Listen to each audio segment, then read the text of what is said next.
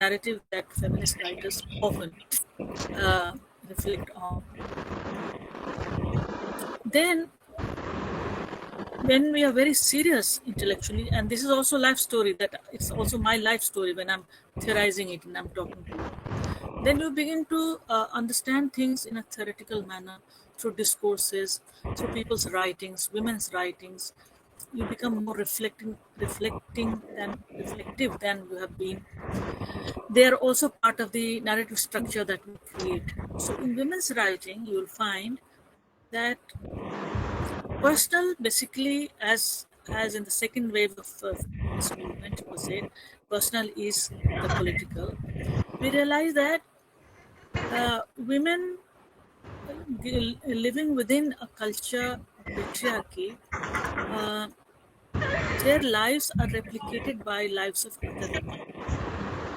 So a kind of a theoretical solidarity is formed. That is to say, we do not doubt women's writings as their personal writings. We consider these writings as important for us as well. So there is a kind of a invisible sociality that is getting built. So there is this. It's a very different way or process through which women's subjectivity is formed. Women as subjects are not formed as men as subjects are formed in patriarchy. This is also very important. So this is a distinction. Men, their subjectivity is formed because all men are subjects. They are primary subjects of this universe. And as Simone de Beauvoir pointed out, that the process of othering, because of the primal subject that masculine subject becomes, the shadow subject is also simultaneously created because they cannot go anywhere else. They are also part of the same structure. So the shadow structure, which is the other structure, other subject is also formed, and the other subject is not equal to the main subject, which means that masculine subjectivity is formed differently and feminine subjectivity is formed differently. And I particularly like French feminist writings because they explore the reality of this kind of subjective formation of women as as other, right? You know, it's one thing to take everything naturally as it is coming while you are a principal subject, like, you read Shakespeare, you read Goethe, you read all of these great writers. You know, you don't doubt any of the theories that are proposed, because ultimately these are theories of the masculine self, and you enjoy it as part of your own consciousness. Whereas women, when they read them, they feel a bit alien in this world. They have doubts that this may not be true. You know, Eliot, Joyce, the all modern writers, because we're English students, that's why I'm taking their names. Otherwise, I could have taken names of Hindi writers. Again, for example, in Hindi, okay, they're all big writers, but the masculine subject is so strong. Its feelings are articulated with such refinement, with such interest, that it becomes profitable for their readers to be formed in the same way. So the sense of alienation, because you have gone through a subtle process of othering or invisible process of othering, it comes back to you when you are reading all these great writers. You do not feel so comfortable or familiar. You feel familiar in a vicarious manner. Vicarious in the sense that you see your brother being formed this way or your uncle being formed this way, so you can identify, but it is still not your experience. So the process of formation of a subject basically takes place through texts, through given theories, patriarchal theories and principles, and some principles are actually though obvious, but they are so subtle that they are ineffable, that they are not visible. And that invisibility is the place where most feminist writers are going, and they are searching for themselves. Right now, in the postmodern era, women have taken a stand that there is no self, there is no real self. It's all construction. It's constructed, but even the constructed self functions as real self. That is the issue for writers, because if you're a feminist writer, you're accountable to yourself and to your readers. And this accountability is not where you can be relaxed, where you can say, all right, ठीक है तो है ऐसे, I'll complete my life this way. This is what my life is. No, feminist writers question this. That is why they need another way of being a person, of being an autonomous person, of being someone who has a space from where she can reflect and she can write. So authenticity is also a very important point. Authenticity for women is basically uh, giving the true story of your own denigration, giving the story of your own alienation, of your own marginalization. And these things are nothing to be ashamed of, right? These are things to be looked upon, to be explored. And that is why it is very important that throughout your life you remain critical, throughout your life you remain investigative, throughout your life you are a researcher of your own life. It is very important to see how women do their research. They are always looking for depth interviews when they're doing their field work. Right? It is not the empirical method straight away that they follow. No, they do not take things, people's statements on their face value.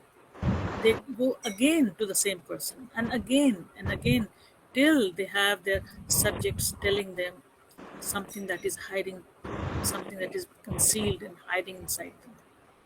So the layers of being, layers of existence that we're talking about are one upon the other. It's not straight line. They're all not lined up in a straight linear manner. Rather, they're cyclical and they are multi-layered. That is to say, one is covered by the other. Women in their writings often go deeper. That is why, even when the project of postmodernism terminated, the project of subjectivity and subjecthood, a lot of women rebelled. They said that it is like committing suicide. We haven't come to know ourselves properly, and the process through which we could have come to know ourselves has been terminated in the name of a particular theory. So now, if you read Rita Felsky, I'm sure you people read her, and Alan Showalter, all those people, they are in the process of writing what I would call women's self. I can tell you that there is a radical moment in postmodernism as well, because then you terminate the masculine project of selfhood. But simultaneously, you terminate your own project as well, because if you are taking self as a kind of a universal category, then you terminate your own quest. So women writers are now saying that we still have to journey a bit, and we have to reach where it is possible for us to say that, look, we are throwing the ladder, we don't need to climb up anymore. So these are some of the necessary moments of the narrative structure that are created through self-awareness. This is something that I wanted to press in front of you all. The second thing that I must say is that as Alan Showalter has given 3 moments, right, of how feminist writing has gone on. One is, the first is the moment of digging what was unacknowledged by the principal discourses or the canons of writing. Women became invisible. They were not, because they were not real subjects. You see, they were dependent. They were appendages. there were shadows, those kinds of structures within which feminine itself was like something that if you touch, it'll just break. Right? It was that fragile. So you had this moment, and then the second moment is when women began to dig out recovery, the moment of recovery for feminist writing. So they began to, and then the real history, feminist history writing began when they went through a process of disciplinary writing and researching. They found out that so many important women who did all kinds of work and it was not acknowledged. Not only that, men took over their writings, took over their inventions, their discoveries, their efforts, their artistic contributions. Rodin, for example, and all these painters and sculptors are reread. For example, imagine a time when Pablo Picasso was the reigning masculine phallocentric artist. In France, he simply reigned as an emperor. But when women began to look into his life, they found that he was the cruelest artist that you could have, in the way he mistreated women, in the way he imposed cruelty on them. And then everything began to be same with Pablo Neruda. Right? Pablo Neruda, in his own writing, in his own poem, basically, has acknowledged forcing himself upon a woman, which today we call rape. It was not love. So, all these kinds of things that happen because of feminist writing, the moment of recovery, the moment of reflection on women's writings, women's subjugation, women's invisibility, and all that. And the third phase in which I come, and many more women come, third phase is when you are actually writing as a woman. When you have realized that your writing has to be distinct, different from how men are writing, how patriarchy writes itself through men, basically through masculinity. That's the third moment. And most of us are writing in this third phase. But any narrative that you want to create as a feminist writer, you cannot forget the first two moments, because that is ongoing work. That's an ongoing task. Even today, I recently I edited a book of poems called प्रतिरोध का स्त्री स्वर. Okay, समकालीन Hindi kavita. Now, what I have done in this book is that it is a representative collection of 20 women poets writing in Hindi today, and they're writing in resistance, writing in favor of patriarchy while repeating the narrative of the patriarchy is one thing. Writing against this patriarchal practice is absolutely different. And this particular book is about the political voice, not just any voice, political. Those women who've been politically active. So why have I done it? It's only to show that it's the project of same feminist project of writing and its narrativity. Is that because in the mainstream Hindi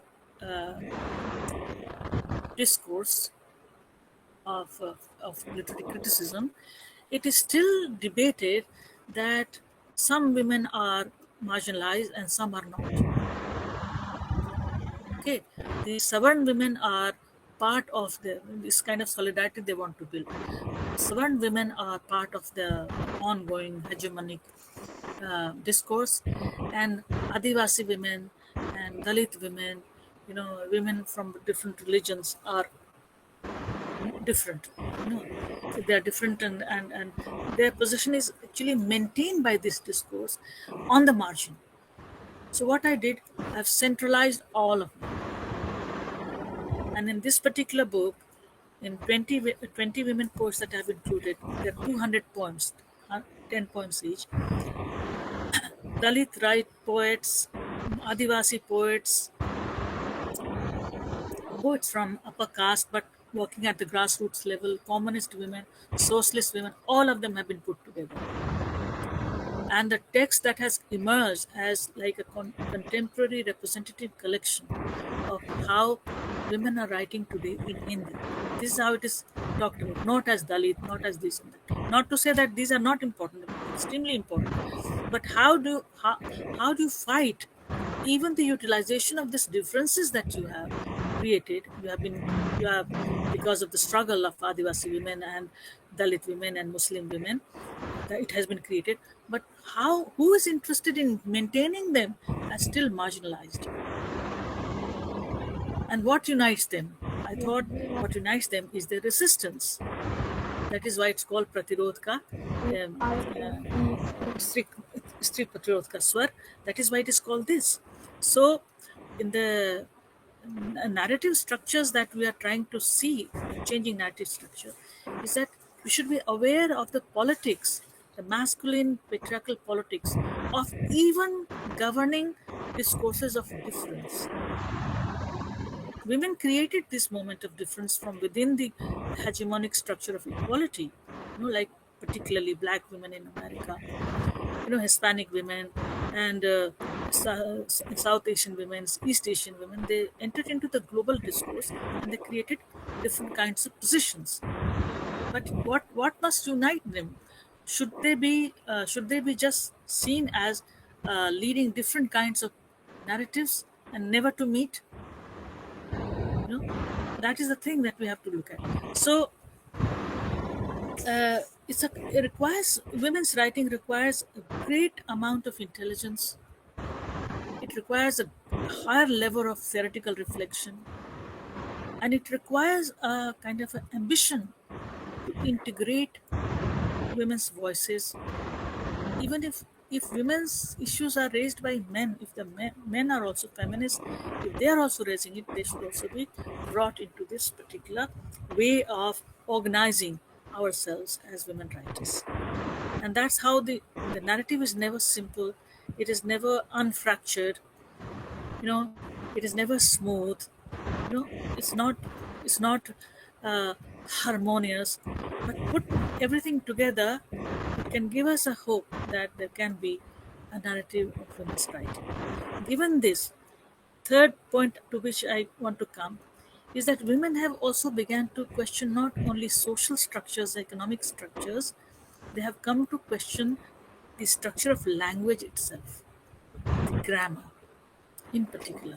That's where I bring in French feminists like Hélène Cixous and uh, Lucia Regret and Julia Kristeva and Bracha.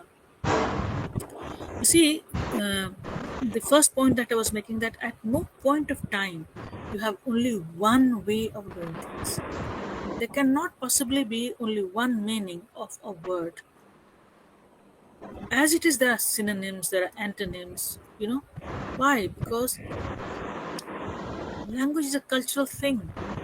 We are living in a language of culture, and within a culture, the culture of speaking, culture of writing, you have continuous experiments going on based on how we feel, how we intuit, how we rationalize, and so on and so forth. So you have number of in a grammar is not fixed once for all, but it's an overarching structure within which language happens and words have meanings. So Lucy Regere in particular talks about symbolic order. So ultimately, as writers, when you become sensitive to writing, words, meanings, and all that, you realize that you are actually operating with, or you're working with, words and grammatical structure, which is given as patriarchy is given to us in structure. So, is there a possibility for women to have their own language or their own symbolic order? And the courage with which these women have uh, theorized, Luz, Helen Sixtus's The Laugh of the Medusa, you all must read if you're interested in feminist writing. And writings of, you know, Irigary's writing, Who's Woman? I have a book somewhere here.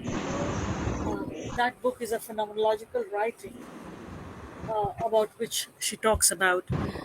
And Julia Kristeva actually unfolds a huge new area where women can go to locate the possibility of a new symbolic order, which she calls semiotic.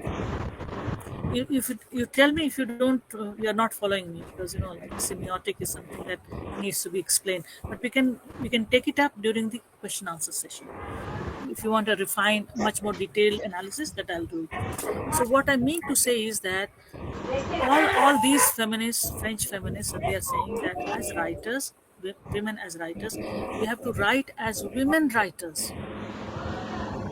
We don't have to. Writing is not ungendered or gender neutral, which means that she invokes the subjectivity, feminine subjectivity.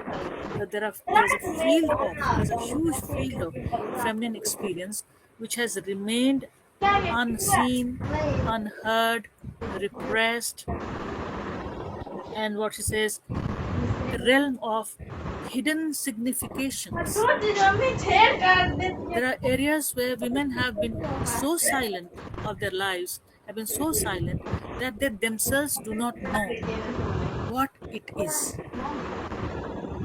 Their own articulation fails them because they neither have their own language, they neither have the facility to create new meaning because it will be rejected.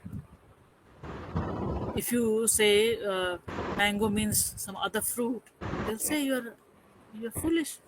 Mango means this fruit, not that fruit. You understand? So it's so the word is so well defined and so intimately connected with the object that the meaning cannot be changed. So it's the same thing for writers. How do we create new meaning? How do we write women's writing? How should it include their experiences in the way that it is expressed? So, since we are doing the third version, let me tell you about my story, little story. When I brought out my first book called Apne Jaisa Jeevan, which means life like its own, it had concrete, apart from abstract writing that poetry requires, it had very concrete moments, concrete women. Like I've written poems by the names of women, like Vimala Ki Yatra, Priya Roti Hai, that kind of thing. Yaad Rakhna, Nita, these names. Nita means not Nita, some particular Nita, like mango is for mango. Nita is a Nita that is a woman who is innocent, who's made to believe that husbands are very generous, that lovers are very soft, given to you. I've written things like, don't believe any of these things, Nita, because you have to actually account for your own oppression that is going on. You must know your own narrative, what has happened to you. In the similar fashion, Vimala Ki Yatra, in Vimala Ki Yatra, I have written that, she's a young woman who got married. It's poetry, it's a poem. And her husband has passed away. So she's a young widow. And her father has gone to pick her up because after her husband's death, young woman, she has to be brought back to her husband's house. Right? So it's a journey that she's making from one house to the other house. Right? And as she's traveling with her father, in all sympathy, father is all sympathetic, she is wondering as to which is my real home. Why don't I have one home just as men have?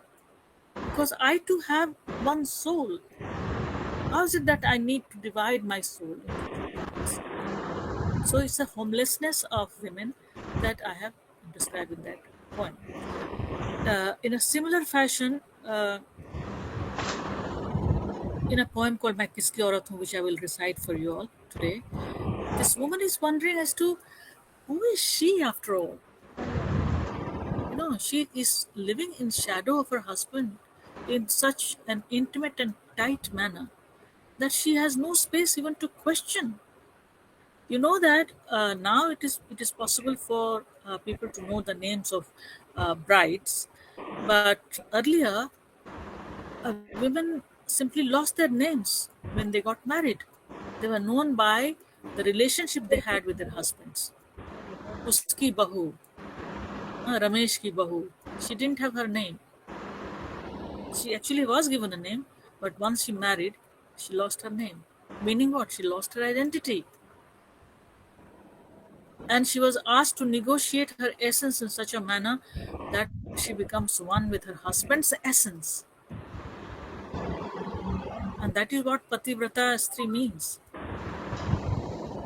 If you deviate even a little limited manner, you are castigated, and you are given a name which is not a good one.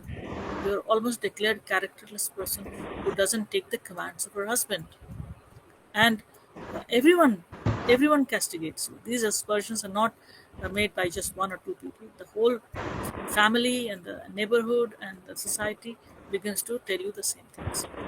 So these the first collection was about this, which is, questioning the loss of identity and loss of life and autonomy and freedom for women. But I needed to have I needed to have a collection in which I needed to say all of these things in a much more abstract and much more feminine way.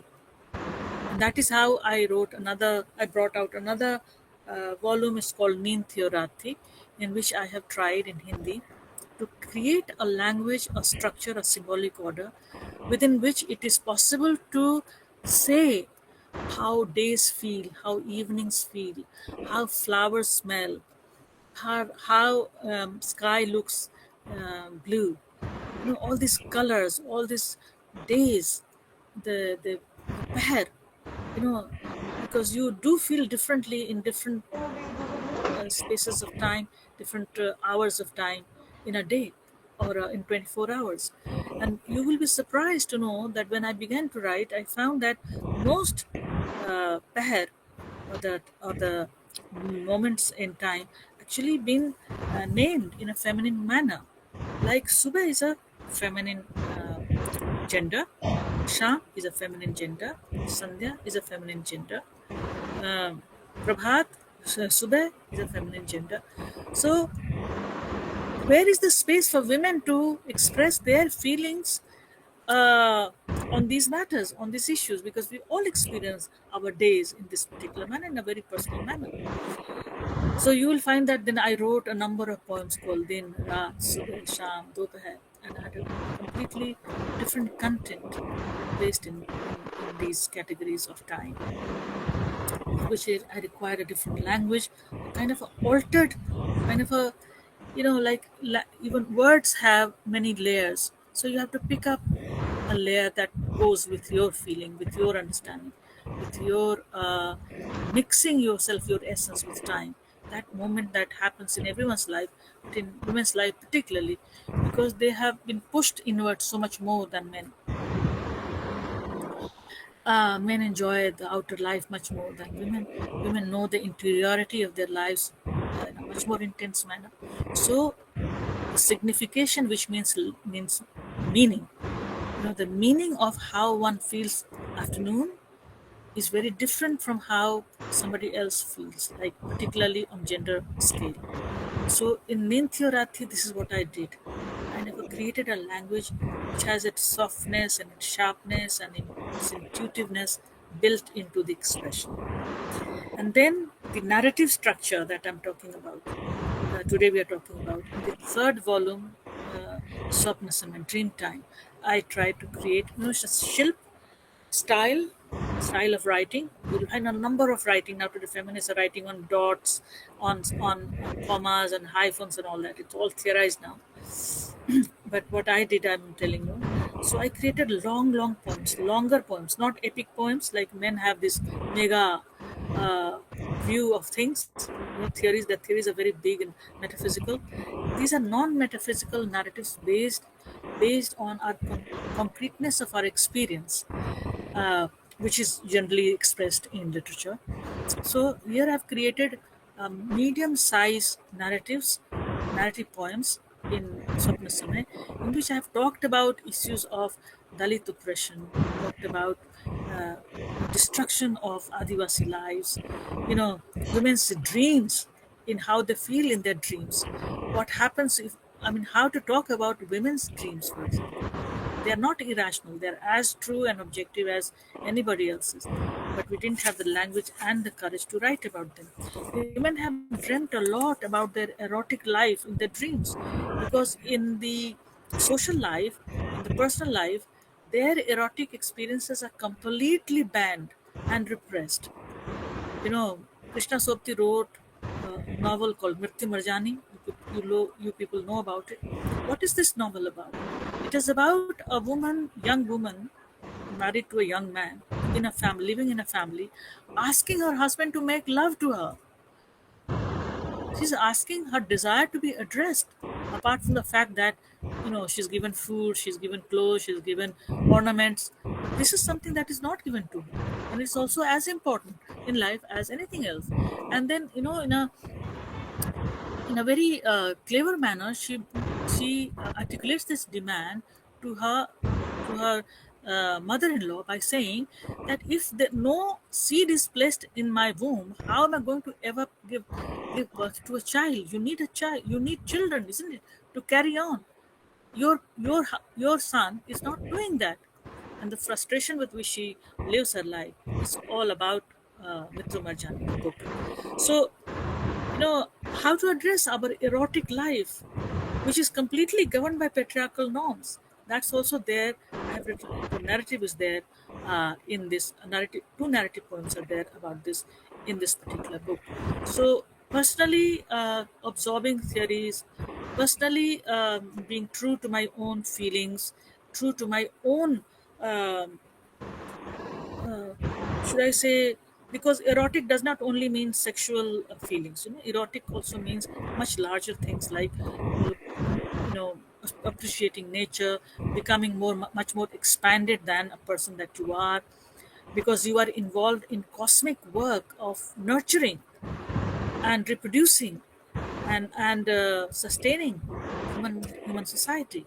These are also part of the erotic life that we have. So in Krishna Sopti's, I think it was her last novella, small, long story novella. It's called. It's called I Ladki. I wrote on this. Actually, I did my postdoc on this when I was in Paris.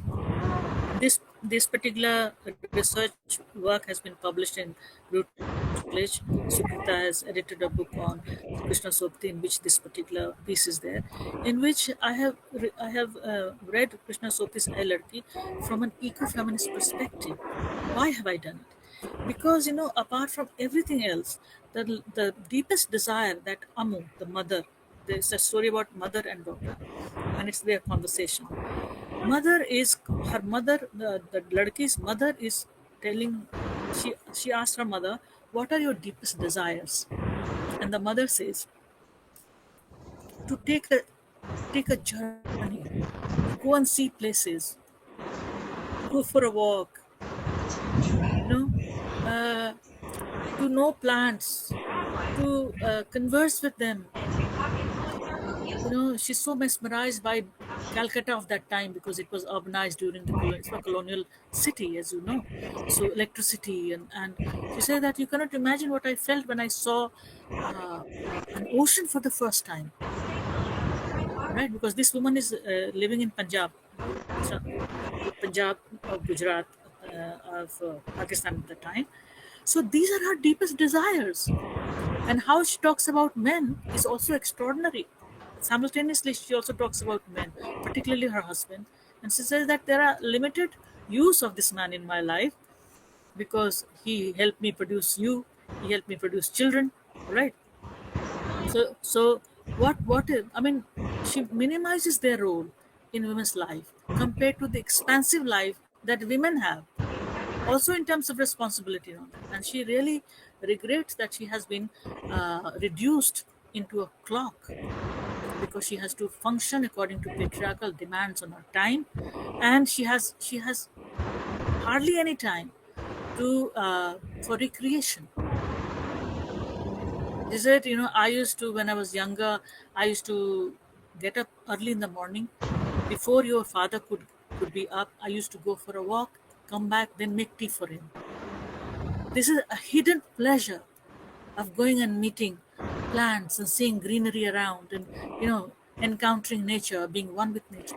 So these are some of the things that I include in the erotica of feminist erotica, I would say. So this after doing all this theoretical work, then I brought out a collection of my poems called Vasana Ek Nadi Ka Naam Hai, in which this theme runs: how women relate to nature. I've said that, who is the one who broke relationship between the wind and women? Women have a definite relationship with Hawa, because the Hawa has gati, Hawa has speed, it has a movement. And this is something that has been stopped by patriarchy. Women's movements have been, आप उस घर के बाहर मत जाओ, आप मायके मत जाओ, all kinds of things. Every time their movement are restricted. Why can't she go? There is a poem that I wrote in the second volume itself. जब वह सैर के लिए निकली. There is this woman who's alone. It's because she's alone. She's not in a marriage or something. So she goes. I've listed the places that she goes. Like खेत में वो जाती है, सरसों के खेत में, and she looks at the yellow color. Now look at the relationship of women with color, which is a kind of a natural thing in nature, and the pleasure that she feels looking at this color. Then she goes to one talab, where she goes and bathes, पूरे बाल अपने साफ करती है. Then she goes to meet her mother, and she goes to meet all those people she has not met. And one night she goes out to see a film by herself, and she comes back and she listens to Malka Pukhraj, and she feels absolutely happy. In this patriarchal structure, this is the happiest a woman can be, right? So she does everything according to her marzi, according to her own wishes, right? This is life. This is life for everybody. Just men get to do it and women can't, and that creates a whole lot of fracture within her life, and this depression is unbearable. A lot of them simply suffer. They become hysteric. They have all kinds of mental disorders because of this oppressive condition placed on them. So in my own writing, and then the latest volume that I brought out this February called Prem Bhi Ek Yatna Hai, in which I have questioned masculine love. Love, they don't say it's masculine love, it's love. Because everything they do is generic, everything they do is universal. Women have to accept it. So I have questioned this, that women can love other things, they can love nature, they can love, other creatures, and they can also love men. I'm not saying that they should hate men. For whatever they have done, they would still be loved by women, because they are basically erotic beings. They believe in sustenance of life, in pleasures of life, so that will remain there. But it has got to be expanded, which actually means changing the symbolic order, as Helen Sixtus is saying, as Lucy Regret is saying, and as Kristeva is saying, that there is a field, there is an invisible field, Isidora Isu, as it is called, hidden signification in language, which expresses the ineffable. It is this area where all of us, as writers, as narrativists, as creators of new meaning, have to veer towards. And I'm sure that we are already there, except that we are not naming it. We are too afraid, or we are too restricted by the hegemonic presence of the patriarchal symbolic order. A woman writer, a feminist writer, has to explore this, articulate this, no matter what it takes for her to do. And I think this is where I will end. Thank you.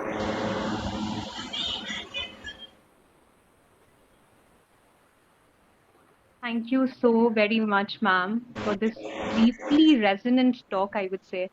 You've reminded us that women's writing is not just about crafting stories, and rightly so. It's about, like you said, rewriting the rules of language as 6 words to quote unquote write the body, or even the rules of narrative, the rules of belonging, and that these stories are not just unheard or previously unheard stories. Even your own work, the references that you gave to your own work, they are blueprints for reimagining structures, whether they are political or whether they are linguistic. And it's so pertinent that when we write, like you said, and like you ended also, that when we write or when we create, we should see ourselves and give voices to the women in our work, in a way that we also see that sense of solidarity in our own experiences. And I could not think of a better segue to our Monday's symposium than the talk that you have just delivered, ma'am. Thank you so much for this and for sharing your own experiences. And I'm just very, very curious now to read more of your work, particularly your latest one. And I think that I'm soon going to be doing that, and I'm sure the students are equally curious and excited. Ma'am, if I could just make that request again to Yeah. One read second. your Just a minute. poem. I'll do that. So I was so passionate about what I was saying, that I thought I should end it here. And so, this is a book. It's called Apne Jaisa Jeevan. Most of my work is published by Rajkamal, but Vasana एक नदी का नाम है. This one is published by Vani Pradesh. So let me read this poem. As you all know, that this poem is my most famous poem, and I didn't know at that time when I wrote this that it is going to be that defining feminist poem in Hindi language. But here it is. I'm reading it. मैं किसकी औरत हूँ? मैं किसकी औरत हूँ? कौन है मेरा परमेश्वर? इसके पांव दबाती हूँ, इसका दिया खाती हूँ, इसकी मार सहती हूँ. ऐसे ही थे सवाल उसके. बैठी थी जो मेरे सामने वाली सीट पर रेलगाड़ी में मेरे साथ. उम्र होगी कोई 70-75 साल. आंखें धंस गई थी उसकी, मांस शरीर से झूल रहा था. चेहरे पर थे दुख के पठार, थी अनेक प्रकारों की. सोचकर बहुत मैंने कहा उससे, मैं किसी की औरत नहीं हूँ. मैं किसी की औरत नहीं हूँ, मैं अपनी औरत हूँ. अपना खाती हूँ, जब जी चाहता है तब खाती हूँ. मैं किसी की मार नहीं सहती. मेरा परमेश्वर. उसकी आंखों में भर आई एक असहज खामोशी. आह, कैसे कटेगा इस औरत का जीवन. संशय में पड़ गई वह. समझते हुए सभी कुछ, मैंने उसकी आंखों को अपने अकेलेपन के गर्व से भरना चाहा. हंसकर कहा, मेरा जीवन तुम्हारा ही जीवन है, मेरी यात्रा तुम्हारी ही यात्रा है. लेकिन कुछ घटित हुआ है जिसे तुम नहीं जानते. सब जानते हैं अब, कोई किसी का नहीं होता. सब अपने होते हैं, अपने आप में लथपथ, अपने हाथ से लथपथ. यात्रा लेकिन नहीं समाप्त नहीं हुई है. ये पार करनी है कई और खाइयां अधिकारों की. दुख के एक दो और समुद्र, पठार यातनाओं के अभी और दो चार. जब फिर आएगी वो औरत, जिसे देख तुम और भी विस्मित होगी, भयभीत भी शायद. और उसके जीवन के लिए फिर कुछ शंकित. कैसे कटेगा इस औरत का जीवन, फिर से कहोगी तुम. लेकिन वह हंसेगी मेरी ही तरह. कहेगी, उन्मुक्त हूँ देखो, और यह आसमान, समुद्र, इसमें लहरें, हवा यह और इसमें हवा यह और इसमें बसी प्रकृति की गंध सब मेरा है. हूँ अपने पूर्वजों के शाप और अभिलाषाओं से दूर.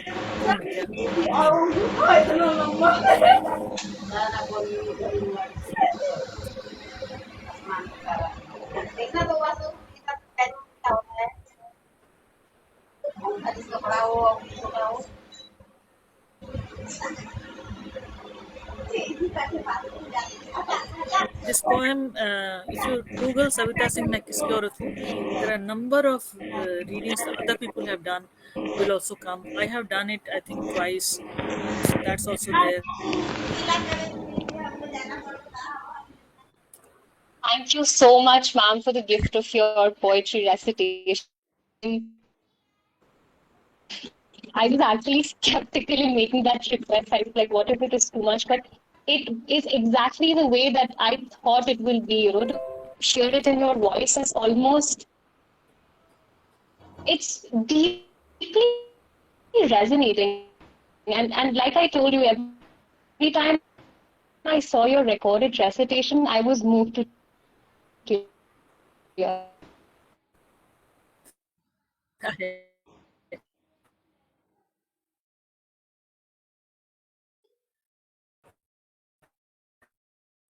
Open the space to everybody for the Q&A session. So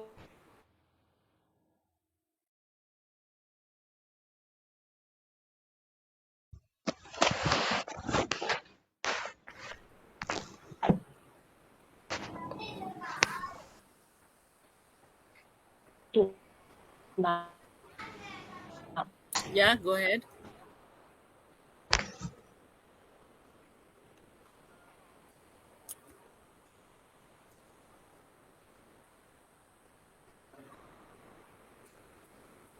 over to the attendees.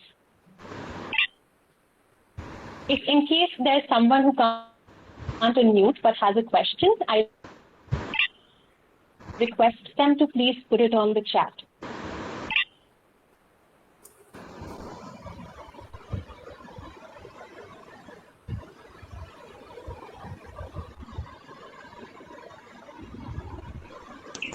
Good afternoon, ma'am. Good afternoon. Ma'am, as you mentioned that women feel alien in a world of authors like Shakespeare. Similarly, Simone de Beauvoir also stated that women feel alienated by their own bodies throughout their lives. Therefore, the feeling of alienation is not only limited to the write-ups accepted by the patriarchal structures, but also by their own bodies. So, what is your opinion, ma'am? Also, yes, you're very right, because their bodies are also shaped. Their bodies also govern. Their bodies are made feminine in a masculine way. That is the problem. So women don't recognize their own bodies, because they keep on feeling feelings which are not recognized by how a masculinized version of women should feel. So they lead a double kind of, their bodies are doubled or tripled maybe, so it's like a they are struggling to recognize themselves who they are. This is a very serious issue. Most women can't figure it out, because see, they dress down as market wants. The commodification of female body, is that how women see their bodies to be acting? I would be surprised. Most women do the kinds of things that they do, the commodification they allow to happen for money, because that's the way uh, you can sell yourself, or you can get money in this capitalist patriarchy. But in the feudal patriarchy, or patriarchy as such, there's a very little possibility for women to define themselves as their bodies biologically tick, basically, and that is the problem. So you have to, as a feminist writer, or as a feminist just a person, you have to constantly look at who's defining you, why are you accepting this what is best that you want to do, because it's never that you don't know what you like. Most of the times you're doing things because others like it that way. That's where you have to stop and see what you like to do, how you like to do. I mean, you would see that a lot of intelligent women dress up in a very distinct manner, because they flout the rules of patriarchy. The color that they choose, the cut of their blouse, the length of their skirt, whatever the length of their kurta, they will be very different. So somewhere they are asserting, somewhere they are saying, no, I like it this way. I like this color. I like to put my dupatta this way, and so on and so forth. So constant struggle is going on. It's not that it has absolutely been taken over by masculine representation of female body or definition. Thank you, ma'am. Okay, we have Ma'am, Vishika, Anchal, and Kushi. Yes, Kushi, please go ahead. Good afternoon, ma'am. Ma'am, Good afternoon, from my side, Kushi. a question is there. As being a feminist writer, what does freedom means to you? As a feminist, what is freedom for me? Yes, ma'am. Yeah, Freedom, first of all, freedom for me is to think what I'm thinking. First thing is this. Second thing is to be as I am. Right? All women are not alike because we all come from very different kinds of backgrounds, countries, and cultures, and so on and so forth. But there is still, as I said, I was telling Swastika that at no point do we cease to completely forgo our understanding of ourselves. We are always struggling. So for me to be free, what freedom means is uh, to have time to think, to have time to write as a writer, the way I want to dress up, the kinds of food I want to eat. Every area of your life is crying for freedom because every area of your life is controlled by patriarchy. Okay, through punishment, through repression, through violence, through rape. Look at all the practices.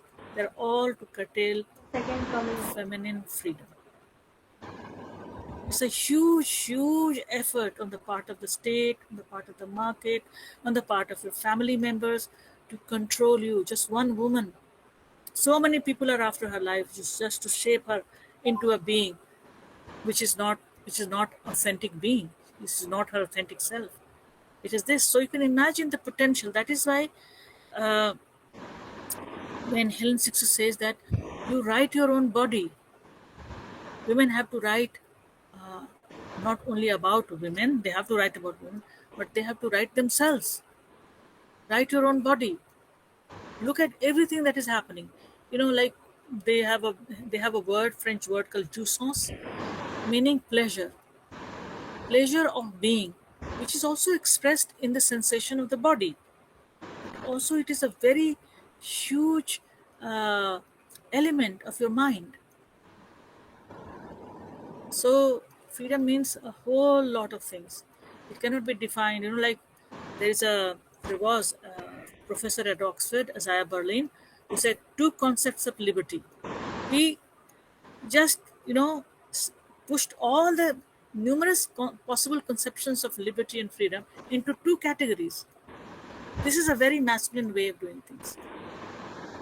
There are hundreds and millions of ways of being free because as human beings, our expressions are myriad. Our expressions are of very various kinds. And some people fear this. That is why they want to define freedom in such a way that you don't go here and there. You actually don't exercise your freedom. This is how it is. Thank you, ma'am. Good afternoon, ma'am. Good afternoon. Ma'am, first of all, it's an absolute honor, and I'm so privileged that you are here with us today. I'd like to thank you for that. And I have precisely two questions. One is from the interview that you conducted with DD National about 9 years ago, I think. I was introduced to you for the first time through that interview as well. And the interviewer asked you a question that by the virtue of your gender itself, do the genders align to certain or specific roles in a much more better way than others? And you replied to that in a way, your answer to that question was that nurturing is particularly done better by women because nurses are predominantly they are mostly females. So my question to you is that do you think that is most likely because men in general are not taught that, or men in general are not taught specific roles that we assign to women, and we assign to women that makes them think that they are not makes them think, but makes us realize that they are not good at that, particularly because they are not trained in that thing, because they deem it not important enough for them to actually pursue. So my question is that, first question is that, and the second question I will ask you later. Okay. So, theoretically, there are two questions in it, right? One is a question of essentialism, which feminism often has to face. Like, we don't make essentialist arguments by saying that men are like this and women are like that. We say that both of us are constructed in a certain way and our roles are according to the construction. Okay, one question is this. Second thing is that if men are paid well, mark this because it's a question that is also, this addresses the issue of gender and labor, women and labor, okay, value of labor. If these positions are valued, say a nurse gets more money than a doctor, you will find that a lot more men are now serving as nurses. Okay. These positions are, uh, first, they are essentialized that women are good nurses, they're nurturers. We are nurturers, there is no doubt about it. But it does not mean that it becomes part of our gender identity. We can nurture whether we are paid or not paid, right? But if we are paid very well, then you will find that we will have to vacate that space for men. With the point. Second thing is that men can be good nurturers. I have no doubt about it. And they are not taught precisely because of this essentialization that women are nurturers and so they should be given these positions, and that is why that area should be devalued. So it just feeds into the other. Once we get past this senseless argument by saying that all human beings are nurturers, they all participate in reproduction of life and nurturing of life. If we begin by this premise, we will find that we will have more men who practice nurturing and function in the area of care.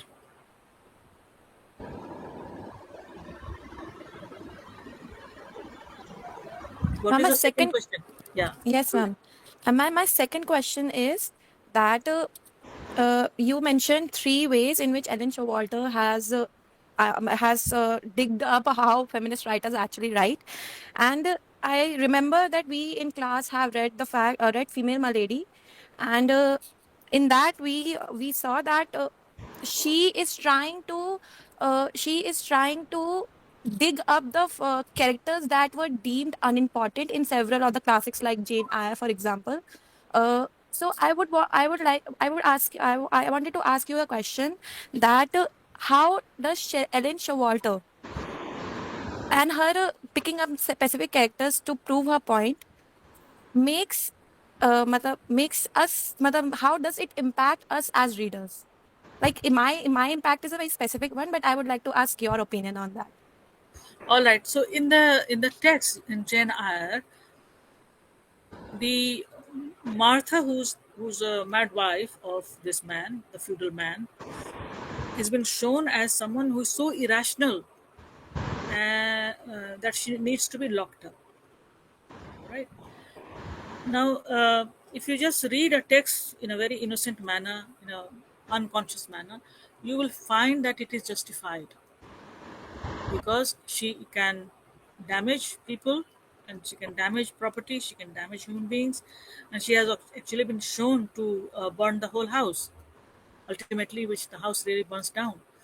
So, as a feminist, as you pointed out, the woman locked in the attic, it has been pointed out that um, she shouldn't have been locked. No, in the narrative, her getting locked in an attic is something that is to be questioned, right? Because there were ways to treat people who are mad, right? There were life could have been easier for this person who had a mental breakdown. None of that was tried. It doesn't come across in the novel. It just, her presence is shown as something, a dark thing lurking in the house, and dangerously so. So my thing would be that I will not lose sympathy for Martha. I will have full sympathy for her, and the kind of sympathy, masculine sympathy that has been shown, that she has not been put into the madhouse, she's been kept in the house, is a great gesture by this man. But how she has been kept is the question. Even if she has caretakers, she's not allowed to be out. I mean, mad people are not always mad. They could be taken out for a walk. They can be they can be managed in a much more humane manner than in this. This was like an animal, isn't it? Locked in the attic. So my sympathy, of course, will not end where the story takes me to. No, my sympathies would go far beyond. And when we have people who have these problems now in our societies, in our houses, they are treated in a scientific manner. That is to say, you know the remedies, the malady and remedies are often matched so that they have some relief. That kind of thing is not there. So I think it's a very masculinist perspective with which she wrote this book, the author. Thank you, ma'am. And Thank you. also one more thing, that from such stories, uh, people also conclude that women are generally mad. Even if they do slightly little bit, they go haywire, they're just declared mad. Their sanity is always in question, because sanity is required to question the structure within which they are repressed and locked. That's a very most obvious and concrete version of how women are locked in attics in their lives. Patriarchy has number of invisible attics where women are simply locked. You can't do anything. This is the borderline. You can't cross it. Thank you, ma'am. Thank you so much, ma'am. I think, Rishita, I'm so glad to hear that you referred to texts that we did discuss in class, and your question was also contextualized very much to Gilbert and Gubar's essay that we were discussing, and the anthology of essays, The Mad Woman in the Attic as well. I think I've put it in the chat. So we'll take Aanchal, Sneha, and Adya's questions in that order, and then we'll check in with ma'am if at all we have time for more questions. So, and let us keep our questions short and limited to one for now. Aanchal, you can unmute. Good afternoon, ma'am. Ma'am, my Good question afternoon. you talked about patriarchy. So now Yeah. dowry system is illegal, but now the people also practice that in a society. So how one could negotiate between legislative system and societal structure that are constantly in conflict of each other and interdependent so. Yes. This is how Indian patriarchy functions. It simply means that women are devalued, isn't it? The dowry is an added value. Unless that dowry is given, your value cannot be equalized. All right? Even it's not even equalized. I mean to say, value addition is important for you to become eligible for marriage. It is this. It's a very um, what should I say? It's a very calculated kind of a um, situation within which women have to live. So to become eligible, it's not necessary just for you to be well educated or good looking or whatever other eligibilities are. It's important that physical transaction takes place in terms of money. Now here also you have two views. Like if the dowry is demanded by the family, there is an argument that it should be declared as istridhan. That is to say, it should become part of the bride, a part of her fortune, right? It should not merge with the fortune of the family of the bridegroom. There is a lot of struggle over there, and I would say that because within the Indian patriarchy, women do not actually have clear-cut rights to property. Somehow, it sounds justified, but ultimately the property is transferred to the head of the family. It goes into the family. It doesn't empower women. It doesn't strengthen her position. That value addition is basically nullified. So it's the clever move patriarchy makes.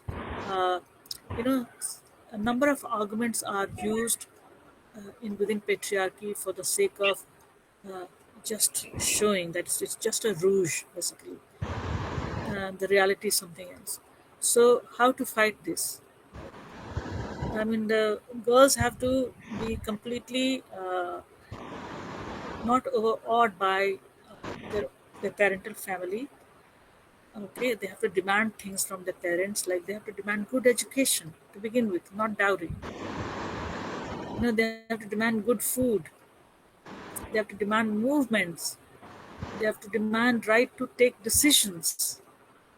Once you begin to do all of this, then the value self-value addition of value that you do to yourself allows parents also to see and argue that my daughter is no less. Why should I give this much money for her to be married? The parents also have to be strengthened by the girl. I often say this to my students. So you don't be very happy that my father is keeping this money for me, my mother is keeping these many saris for me and to give me my, don't encourage them to do any of this. Ask them to educate you.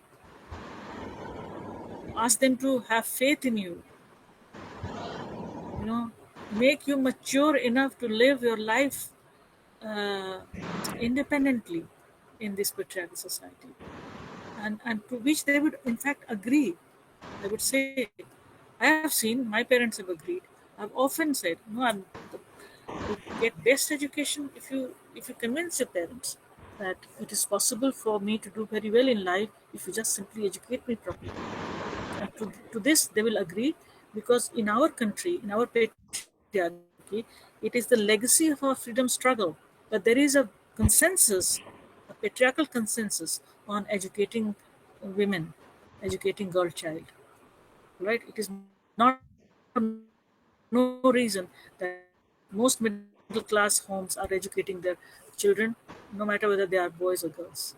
Even though there is a discrimination at the level of higher education, so the technical education, because it is privatized and very expensive, mostly boys are educated in that way, and girls are not given that kind of education. But ask for same kind of education as your brother is getting. This is the pressure that you put on your parents, and that works very well, in my view. Thank you. Sneha, let us take your question and we check in with ma'am soon. And I am actually noting the time very consciously. Go ahead. Good afternoon, ma'am. Yeah. My question is very personalized through my experience. So I wanted to ask that we recently talked about freedom and like higher education in last question. So from my POV that I have seen that in today's world, women are seeing like I have seen a meme which says women see moksha as job. They see moksha as job, a kind of independence. They see jobs and money as their independence. But even in today's world, the young women who wants to like who are earning money and have a freedom, but the behind the scene there is that their family or the society that continuously says that why you are doing that, your mother is earning, your father is earning, or for a fact that husband is earning, then why do you want to do that, why don't you leave that? Even if she's doing by her own, like she finds a peace in that, even in that they say is continuous, like a taunt way that even if you are doing that, why just go for a homework, or like what will you do after marriage if you don't know? Yeah. So I want to ask this. Yeah, so this the patriarchy operates through your parents also, no? Operates through your husband. They desperately need domestication of women. They desperately need it, and so they argue in many ways. So the argument that you should be offering to them is that why you are working, why do you have jobs, what motivates you to do this. You should ask them. If they say we are earning for you, you said, I very much thank you very much. I would also like to earn a little bit for myself. And I would like to lessen the burden on you. My money will be spent on many other desires that I have to fulfill. Because if I depend on someone else's money, they can always impose certain ways in which the money should be spent. You will have no freedom to demand uh, more money than what can be afforded by the people who are earning for you. So, apart from adding more to the wealth in the family, you would also gain experience in life. You'll be able to travel to work. You'll be able to meet with people. You'll socialize. All these things are not offered by your parents or your husband. Do they offer socialization? Do they do they think that it is important for women to socialize, meet more people, not only family members? Because it's a skill. You acquire a skill of interaction with society. You learn so many more things, like when you travel on your own, when you take a rickshaw, when you take a three-wheeler, or when you take a Uber car. You're constantly entering into different layers of technology, different layers of fields. You are meeting different kinds of people. These are the experiences that can shape your mature life as well. So those things have to be also acquired in the same society. You need not be cocooned in a one place, and because then you are controlled very well. Then they don't have to worry. See, they want to save themselves from all kinds of worries that a single woman brings to them. Like if you're traveling, they're worried if you're not violated, if you're not done this and that. So, but why should you give them this comfort?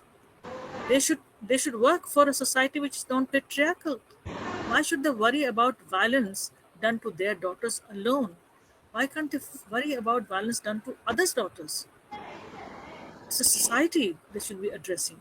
They do nothing for the social upliftment of women, but they are through constriction of a movement. They think that they have minimized the problem. That's not a right thing to do. The parents have to fight for all women, all girls. If they're worried about their own daughter, they have to worry about the daughter of their neighbors also. And this kind of argument girls have to make. You have to have the courage to say these things. And ma'am, one more thing, that there is a continuous meme or the like things I usually heard that like usually men said that why like women, like if she's earning, so they like she sees that women in a different way and in a bad way. Okay, she's a bad woman, and if she's not earning, then she is like very good and so-called perfect women. Yeah. But anyway, those are the prejudices. These are all patriarchal prejudices. Uh, you can also be idealized, if you begin to earn well, and if you don't make a lot of mistakes. Right? It's also very important that we are living in a patriarchy. We don't have many liberties, but if you manage to discipline your life in such a way that your work becomes very important and it becomes rewarding, then the other girls also can say, "Look how she's doing well. I also want to do this." You can become an inspiring figure.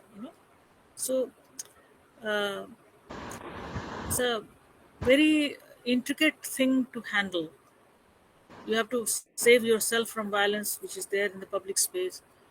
You have to also not give impression that it has meant you to do just about anything you like. You have to save yourself from different extremes and in the middle path, because patriarchy is there. These arguments will be made. You have to negotiate. That's the stage we are at historically. At this stage, the working women have to answer. They are answerable. Their money is not appreciated without cribbing, without making some noise about it. Because somewhere men also fear that you'll become independent if you earn. You'll not listen to them. That fear is constantly working. And उसको ताने भी मिलेंगे कि अच्छा कमाने लग गई हैं तो अब ये सोचती हैं कुछ भी कर सकती हैं. You cannot do everything. They will say, they will reprimand you. Don't think you've got money and so you can just get away with anything you do. Those are patriarchal arguments they will make. But you go on working. You go on doing your thing. That's the thing. Thank you, ma'am. Thank you so much, ma'am. In the interest of time, and we have gone way past the scheduled hour. I know. But we do have a lot of questions, ma'am. In the chat, we do have questions about your experience having founded the School of Gender and Development Studies yourself at IGNOU. And there are questions on why men are so against feminism. There are questions on sexuality. And there are more questions coming up, more hands being raised. But in the interest of time, I'm not sure if we can take all of those questions. So in that case, ma'am, would it be an ideal recourse to perhaps write to you with these questions and get your answers on those? Certainly. Thank you so For me, much, ma'am. as far as these questions are concerned, it has been struggle, and struggle. And excellence, and excellence. You keep on excelling. You keep on struggling, keep on excelling. Don't bother too much about so many things, because ultimately you're going to be idealized. Remember this. Okay?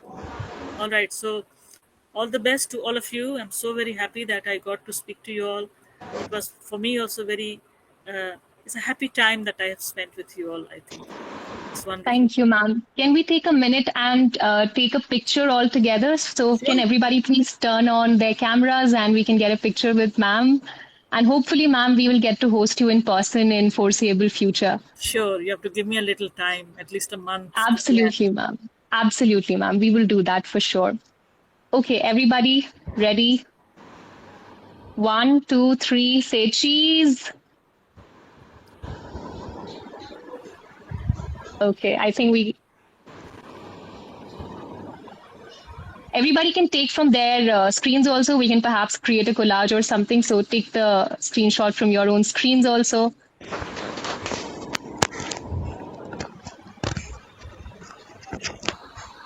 Thank you so much. Thank you so much. Thank you so much again, ma'am, for your time, for your insights, and for everything. We hope to meet you, like I said. And thank you to the attendees. You fuel this symposium, and hopefully we will meet, I think definitely we will meet on Monday for the symposium for the main events. Thank you so much, everyone. Most welcome. Thank you so much again. Thank you, ma'am.